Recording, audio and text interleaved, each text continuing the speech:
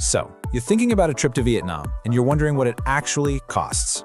Forget the guesswork. Today, we're diving into a real 10-day budget, and we're going to see exactly where every single dollar went. Let's do this. All right, let's get right to it. The big question, can you really pull off an amazing 10-day trip to Vietnam for $1,200? That's our target number, and we're about to find out if it's realistic and what kind of trip that gets you. You know, this is the exact thought from the traveler who made this budget. And we've all been there, right? You get home from a trip, look at your bank account, and just wonder. Well, today, we're getting some real answers by digging into the spending. Okay, first up, we've got to tackle the two biggest worries for any trip, the things you book before you even pack your bags. We're talking flights and hotels. Get these right, and you've already won half the battle. And there it is, the single biggest chunk of the entire budget, $750 for the round-trip flight. I mean, that's more than 60% of the whole trip right there. This one number is exactly why finding a good flight deal is so important. It really sets the tone for everything else. So, how do you get that $750 number down? Well, this is pure gold. Booking a couple of months in advance is huge. Flying on a Tuesday or Wednesday instead of a Friday can save you a surprising amount of cash. And this open jaw ticket idea, genius. You fly into the south, travel up the country, and fly home from the north. No backtracking, which saves you both time and money. Okay, take a breath because here's the good news. This is where your wallet gets a break. The total for 9 nights of accommodation was just $275. That's, what, about $30 a night? That is amazing value, especially since this person was staying in private hotel rooms, not just dorm beds. And check this out. This slide shows you the incredible value proposition in Vietnam. Sure, a hostel bed is cheap, maybe $15. But look, for just $10 or $15 more, you can get your own private room with your own bathroom and probably a free breakfast. The takeaway here is huge. Don't just assume hostels are the only way. That little extra cost can buy you a whole lot of comfort. All right, so your flight is booked, your hotels are sorted, and you finally landed in Vietnam.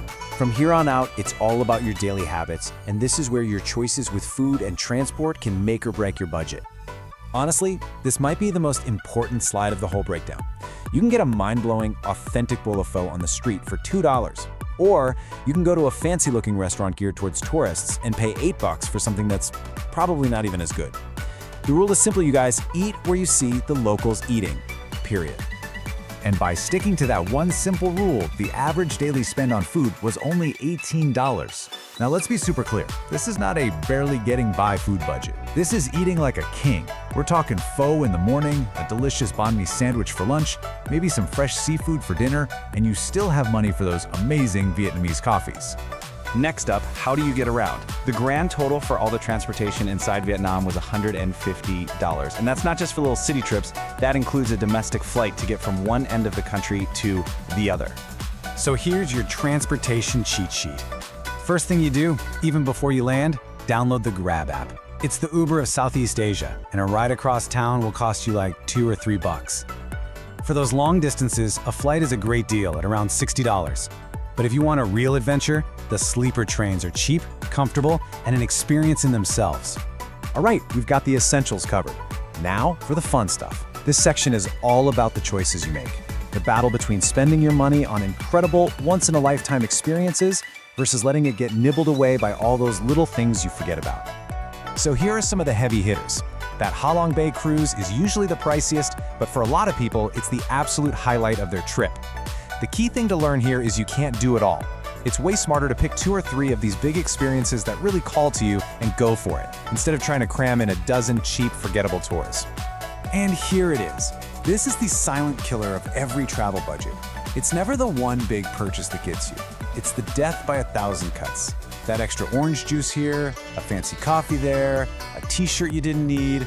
The traveler who made this budget said these little things added up to almost $200. That's a whole other big tour you could have taken. So, after all that, after the flights, the hotels, the amazing food, the tours, the transport, where did we actually land? It's time to put all the pieces together and see the final breakdown of this $1,200 adventure. And this chart really tells the story, doesn't it? You can just see how much that flight dominates everything. But look at the rest. Accommodation, tours, food, they're all pretty balanced. It just proves that once you get your feet on the ground in Vietnam, your money stretches so far. Now you can see the traveler did go a little bit over, and that's mostly thanks to that extras category we just talked about. What's really important to get is that this $1,200 budget is for a pretty comfortable style of travel. If you wanted to go full-on backpacker mode, we're talking hostels every night, only street food, taking sleeper buses, you could totally do this trip for way less, maybe around $50 a day. It just goes to show how flexible Vietnam is for pretty much any budget. Okay, so what have we learned from all this? Let's take all these numbers and experiences and boil them down into a simple, actionable plan that you can use for your own awesome and affordable trip to Vietnam. Here they are, the 5 golden rules. Number 1, spend your money on the cruise you'll remember forever, not the hotel you'll forget in a week. 2, slow down. Trying to see 5 cities in 10 days just means you'll spend all your money on transport. 3, we've said it before, I'll say it again, eat local. It's cheaper and it's better. 4, get that main flight booked early. And 5, and this is a big one, always have a little extra cushion, maybe $200 for surprises. It just gives you peace of mind. And that really is the bottom line, isn't it? Vietnam is one of the best value destinations on the planet. You can have these incredible, almost luxurious experiences for a fraction of what they'd cost elsewhere. But it's not automatic. It only happens when you plan smart.